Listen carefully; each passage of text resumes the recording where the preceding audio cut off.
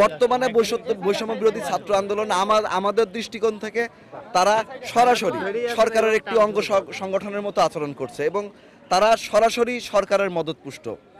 কেননা যদি তারা সরকারের মদতপুষ্ট না হতো আজকে এই হত্যাকাণ্ডের 3 দিন পার হয়ে গিয়েছে, 3 দিন অতিক্রম করছে, আজ পর্যন্ত তাদেরকে গ্রেপ্তার করা হয় নাই, তাদের বিরুদ্ধে একটা ব্যবস্থা গ্রহণ করা হয় নাই।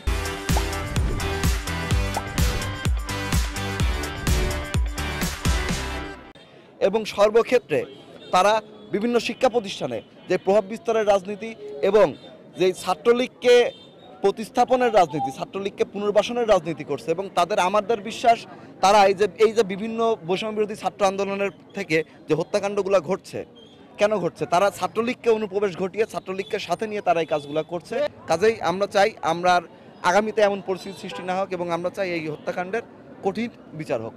প্রাইম বিশ্ববিদ্যালয়ে যে হত্যাকাণ্ড ঘটানো হয়েছে, পারভেজ যেভাবে হত্যা হয়েছে, এই হত্যাকাণ্ডের সাথে সরাসরিভাবে প্রত্যক্ষভাবে জড়িত আছে আপনাদের বনানী থানা বৈষম্য বিরোধী ছাত্র আন্দোলনের যুগ্ম আহ্বায়ক, 2 জন যুগ্ম আহ্বায়ক তারা জড়িত আছে। অনতিবিলম্বে আপনারা তাদেরকে গ্রেপ্তার করেন, গ্রেপ্তার করে অনতিবিলম্বে শাস্তির আওতায় নিয়ে আসেন, তাদের শাস্তি কার্যকর করেন।